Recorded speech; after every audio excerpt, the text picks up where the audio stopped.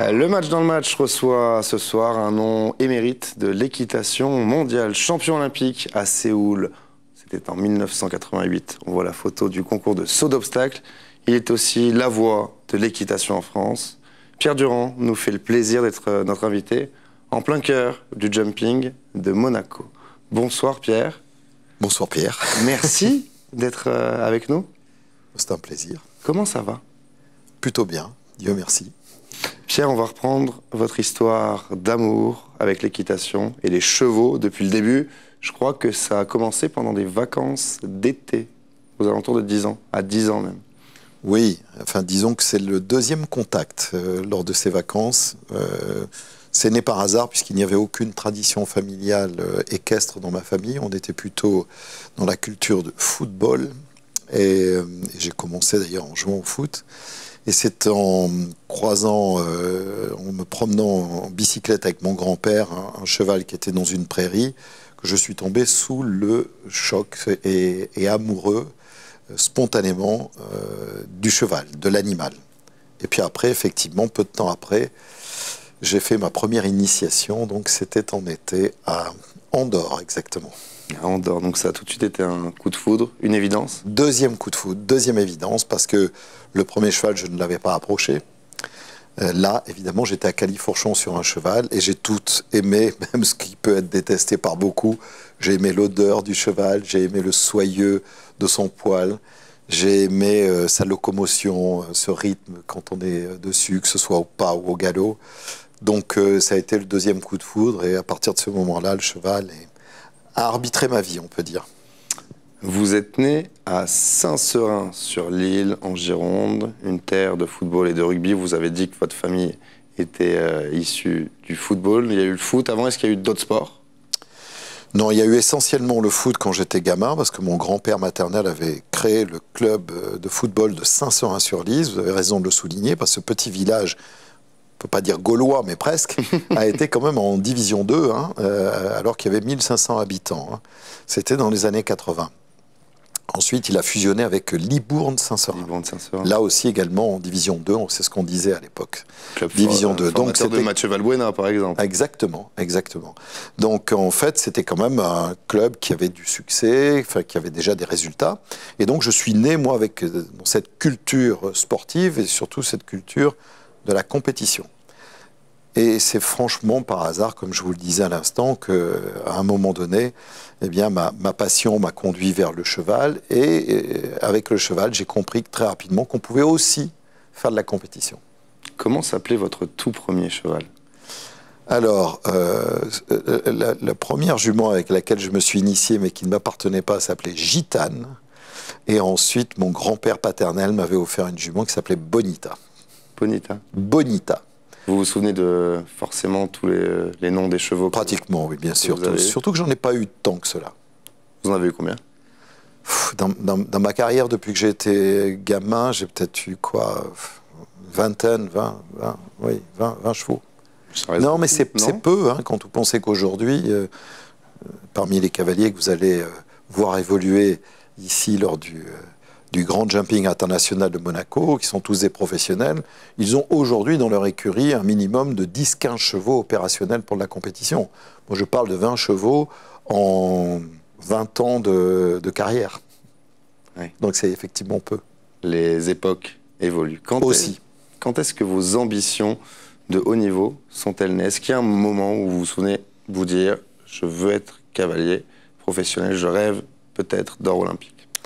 Alors, l'ambition sportive d'exister au plus haut niveau, c'était déjà quand j'étais gamin et que je suivais les matchs de football, notamment de ce qui est devenu aujourd'hui la Champions League, entre le Real de Madrid déjà et le grand club de Reims à l'époque, du fameux Copa, qui en plus d'ailleurs après a été transféré au Real de Madrid. Oui. Et j'ai le souvenir de moments de télévision, enfant, douloureux, parce que je crois que Reims ne s'est jamais imposé face au Real de Madrid.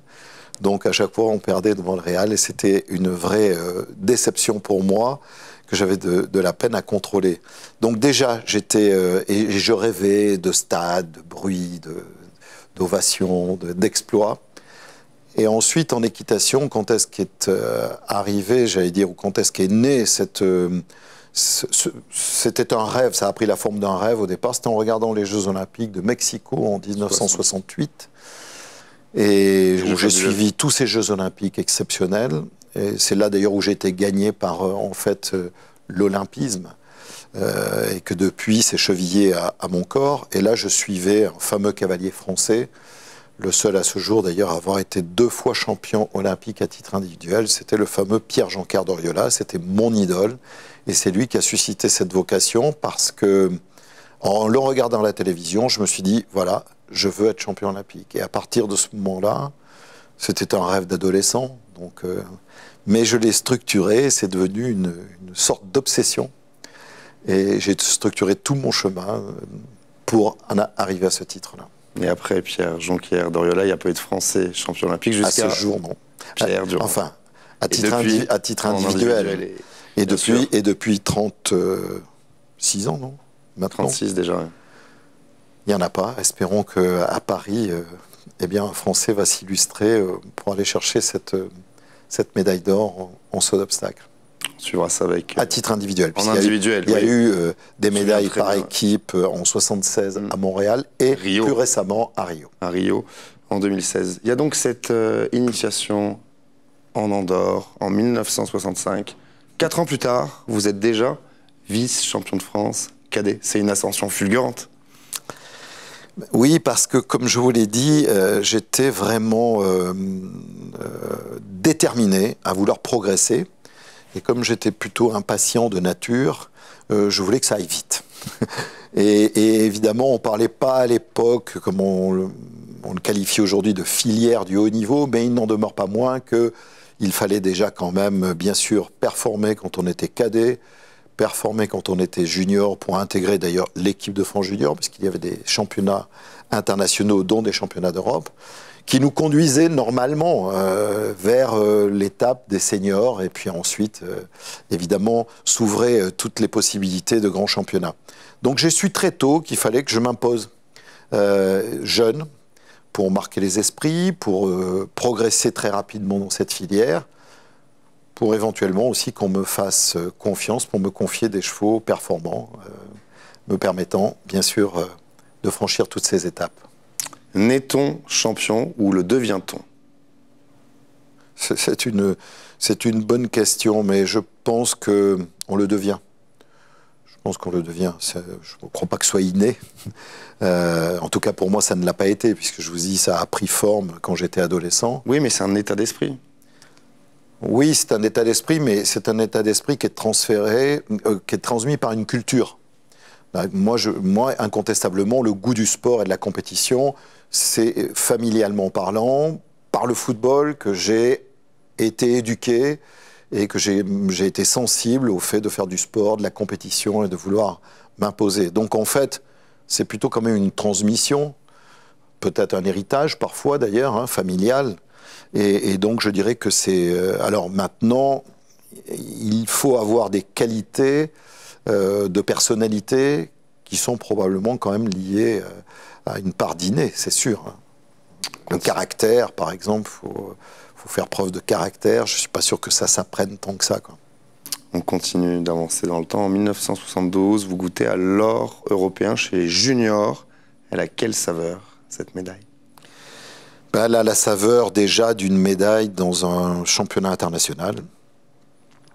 Donc, en fait, pour moi, elle est, comment dire, j'ai une motivation supplémentaire, une assurance de me dire, oui, j'ai les capacités de pouvoir m'imposer maintenant, non pas seulement sur un plan régional, sur un plan national, mais aussi sur un plan international. Donc, cette victoire, elle nourrit, en fait, toujours ce fameux rêve qui est en train de devenir un objectif, et un objectif vraiment, comme je vous l'ai dit, assez obsessionnel. On va parler d'un cheval qui a beaucoup compté pour vous, Japelou. Une relation de « je t'aime, moi non plus » entre vous deux au début. Racontez-nous. Oui, c'est bien résumé. C'est bien résumé, mais au départ, je n'ai pas été du tout séduit par ce cheval que son éleveur voulait absolument me confier. 1,58 m, c'est ça? Oui, alors je n'ai pas été séduit parce qu'il ne correspondait absolument pas aux critères qui étaient usuellement, et à cette époque, j'allais dire, retenus pour sélectionner un cheval dans la perspective qu'il devienne un cheval de saut d'obstacle de haut niveau. Et notamment la taille, effectivement, était importante. On mesure un cheval au garrot, pour ceux qui ne le savent pas, à la base de l'encolure. Et les chevaux ont pensé, d'une façon un petit peu simpliste, que plus le cheval était grand, plus il pourrait franchir des obstacles hauts et larges. Et Japlou n'avait pas ce critère, puisqu'il était même plutôt petit. On pourrait dire que c'était un nain parmi les géants. Il faisait 1,58 m au garrot, là où ses congénères faisaient minimum 1,72 m, 15, voire un peu plus. Donc il n'avait pas déjà ce principal critère. Ensuite, il rentrait pas dans le moule. Non, il rentrait pas du tout dans le moule. Et ensuite, il n'avait pas non plus les origines, puisque quand même on sélectionne les chevaux de sport, bien sûr comme de course, pour les améliorer, donc en essayant de choisir des parents qui ont été eux-mêmes performants dans ces disciplines, ou voire des races qui peuvent, j'allais dire, apporter leur qualité une fois qu'on les accouple. Et là, l'éleveur qui n'était pas professionnel, sinon il n'aurait jamais fait ça, a croisé un trotteur français avec une pur sang, c'est-à-dire deux chevaux des hippodromes, mais l'un qui trottait, l'autre qui galopait. Et ils ont fait naître un poulain qui est devenu une star du jumping. C'est en 1980 que vous l'achetez, je crois. 81, sauf erreur de ma part. 81. Oui. Et là, après l'histoire de « je t'aime, moi non plus », c'est une histoire d'amour qui commence. Alors, donc, je ne l'aimais pas du tout, ça vous l'avez compris. Pas du tout séduit, pour le coup. Et donc, au départ, je ne l'ai pas accueilli avec vraiment beaucoup d'enthousiasme et en n'ayant pas foi véritablement en lui. Il a dû le ressentir, parce que vous savez que les chevaux ont des capacités cognitives assez incroyables, beaucoup plus développées que les nôtres, et ils ressentent très très bien toutes nos émotions, les sentiments qu'on peut avoir à leur égard. Donc il a dû sentir que je ne l'appréciais pas particulièrement. Et donc il ne s'est pas révélé tout de suite, il s'est même rebellé au départ.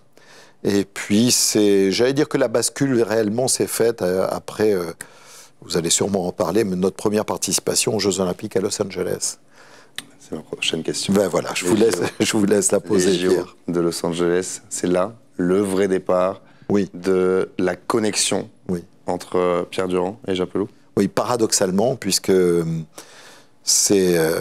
va se créer à la suite d'un échec cuisant, sportivement parlant, surtout ressenti par moi. Le cheval, lui, ne le ressent pas. Mais où nous avons fait cette chute spectaculaire, très...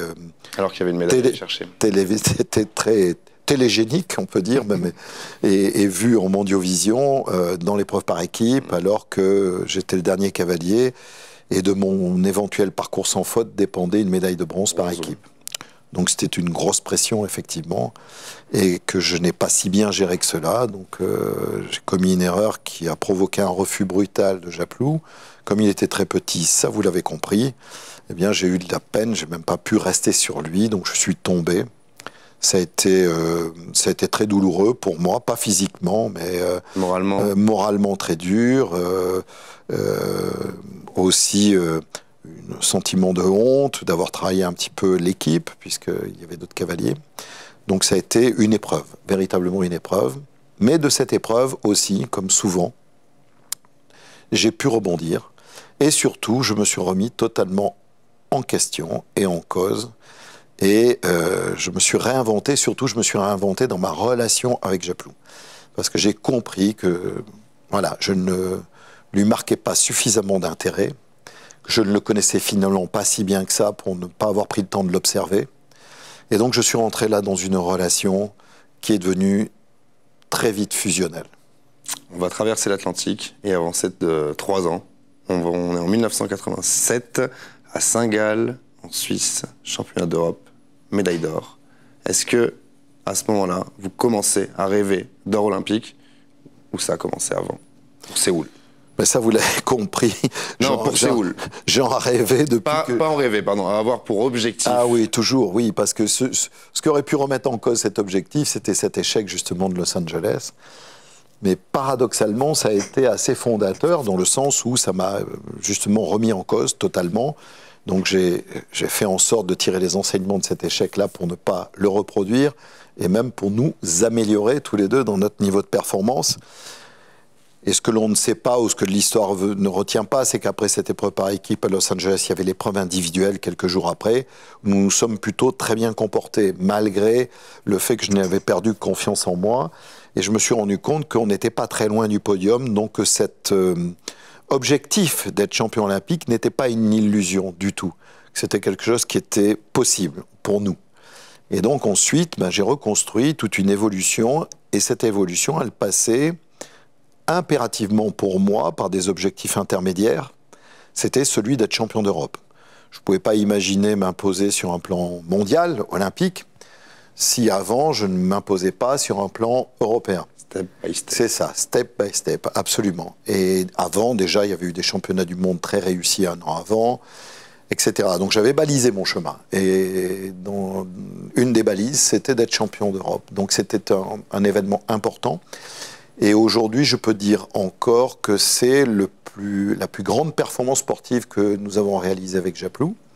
Parce que contrairement aux Jeux Olympiques, qui se déroule globalement l'épreuve individuelle sur une compétition, une journée, une épreuve. Un championnat d'Europe, c'est sur 4 jours de compétition, donc c'est la régularité. La constance. La constance sur différents types d'épreuves en plus, où il faut révéler donc un éventail de qualité beaucoup plus large. Et surtout, à cette époque-là, nous étions en rivalité avec Japlou, avec un autre couple mythique de l'équitation mondiale, qui était formé par John Whittaker, l'anglais, et Milton, le cheval blanc. Et on a, j'allais dire, recréé dans un sport qui est une addition d'individualité, quand on regarde une compétition qui se succède, on a recréé pendant quelques années une vraie rivalité, une vraie dualité. C'est-à-dire que la plupart des grands moments se terminaient par au barrage ou ailleurs, une rivalité entre le couple anglais, et on incarnait l'un et l'autre toutes les caractéristiques de nos deux pays. Lui, John Whittaker, pour ceux qui le connaissent, il est plutôt flegmatique. Oui. Son cheval était assez nonchalant aussi, donc beaucoup d'une sorte d'élégance anglaise. Et avec Japlou, c'était différent. Moi, j'avais du caractère, lui était rebelle, donc on était un petit peu plus, comment dirais-je, énergique dans notre façon d'être. Et donc, on a comme ça créé ce que d'autres duels sportifs ont pu créer dans des sports où là, il y a des vraies rivalités en direct. En tennis, on en connaît, Nadal. Les rivalités font le sport. Et voilà, ou en sport automobile. Et là, donc, et en plus en incarnant deux pays, donc les gens venaient nous voir. Enfin, ils venaient même voir Milton et Japlou. Et ils venaient voir l'anglais contre le français. Et donc, on a comme ça passionné pendant du temps des gens qui se sont impliqués, qui étaient des vrais aficionados, comme on dit, qui étaient pour l'un et contre l'autre. Et Séoul. Et donc, le championnat d'Europe, juste pour terminer, on a un vrai mano à mano, comme on dit, et je gagne devant John Whittaker.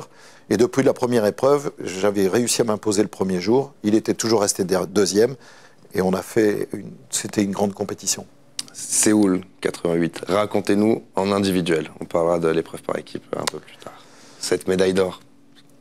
C'est la médaille d'or que je viens chercher. Donc je suis quand même à ce moment-là, ça vous l'aurez compris, par ce titre européen une année auparavant et puis beaucoup d'autres performances sportives significatives.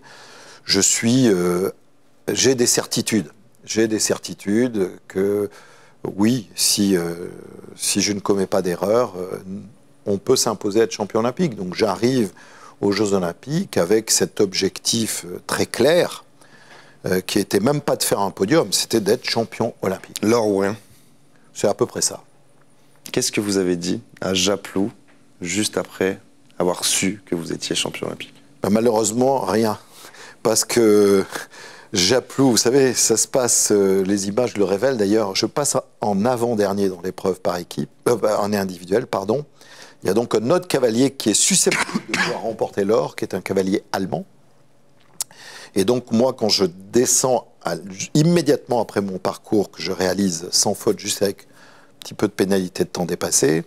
Je sais que si l'Allemand fait une faute, je suis champion olympique. Donc tout de suite, je descends de Japlou et je vais sur le bord de la piste pour suivre, bien sûr, la prestation de l'Allemand, en espérant, bien sûr, qu'il n'est pas très sportif, mais je le confesse, qu'il fasse une faute assez rapidement pour que je puisse être soulagé et savoir donc que je serai champion olympique. Donc là, je me désolidarise de Japlou, qui est pris en main par la jeune femme qui s'occupait de ses soins à lui.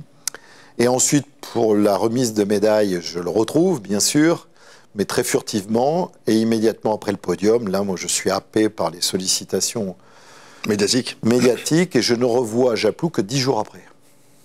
10 jours après, oui. Ben oui, parce qu'on est à Séoul. Donc lui, il repart le lendemain en avion. Nous, on repart aussi, mais moi, je fais le tour un petit peu de toutes les rédactions, comment dirais-je, sportives. En arrivant en France, on fait le tour, comme on dit, des palais de la République. Et globalement, le temps qu'il arrive, on a une petite dizaine de jours où on ne se voit pas. C'est énorme. Ben oui, c'est énorme. 10 jours dans une relation fusionnelle. Oui, c'est énorme, oui. C'est énorme.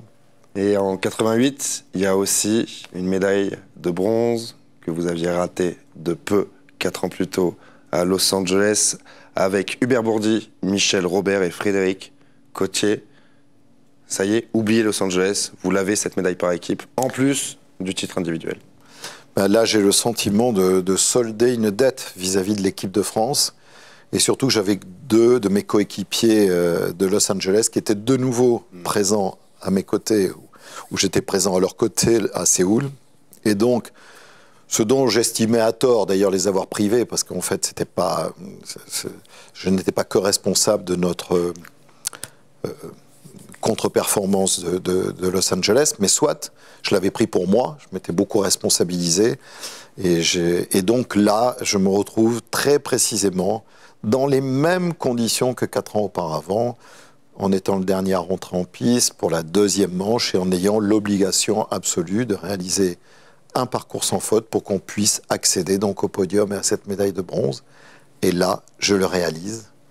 Donc effectivement, j'exulte totalement, je me libère d'un poids terrible que je portais depuis 4 ans, et ce qui d'ailleurs a été décisif aussi dans ma performance individuelle.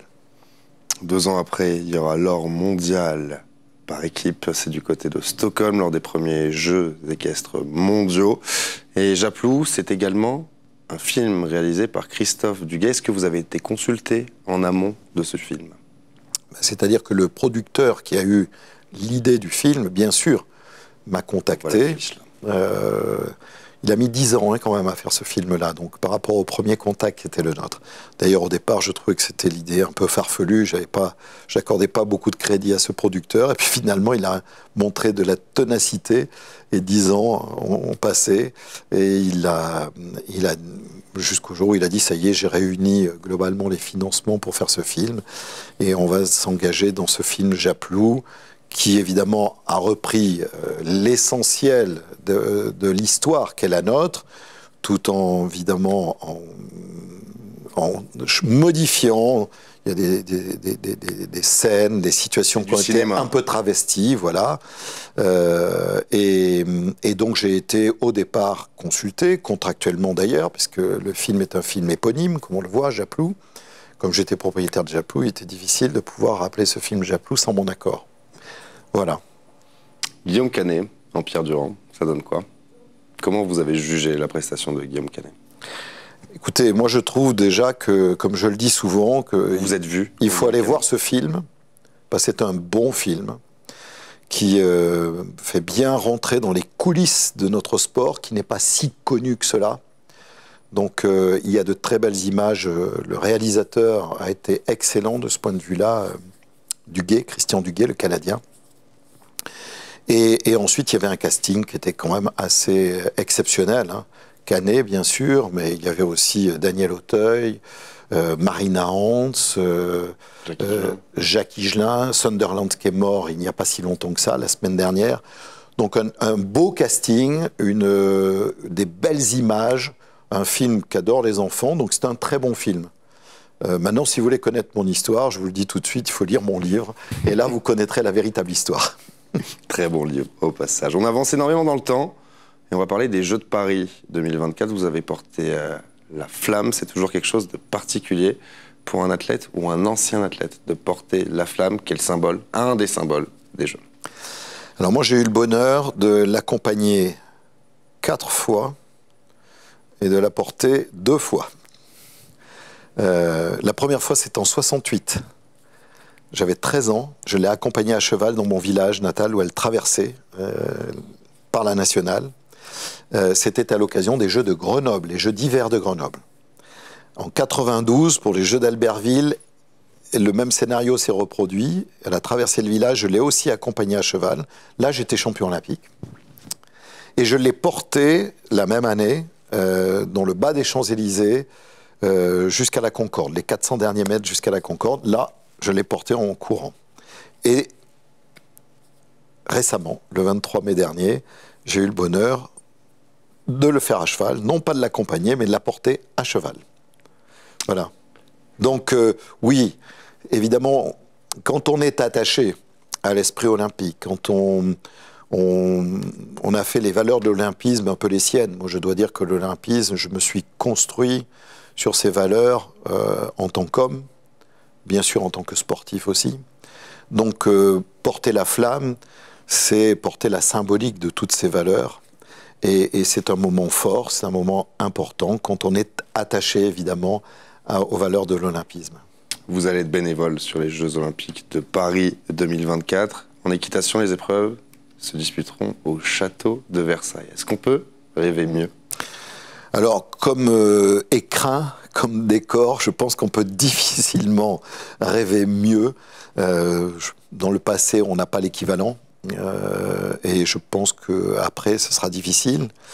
Non, ça promet en tout cas de véhiculer des images absolument fabuleuses dans ce prolongement du canal ou des bassins, ça dépend, avec le château en arrière-plan.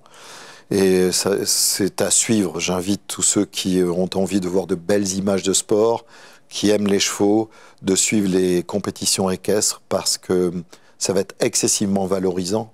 Valorisant bien sûr pour l'équitation, parce que je pense que ça va être une excellente promotion par d'aussi belles images. Pierre, merci beaucoup d'avoir été notre invité pour revenir sur votre longue et belle carrière. Merci à vous de nous avoir suivis dans le match. Le sport revient très très vite avec TV Monaco. Excellente soirée à toutes et à tous. Salut.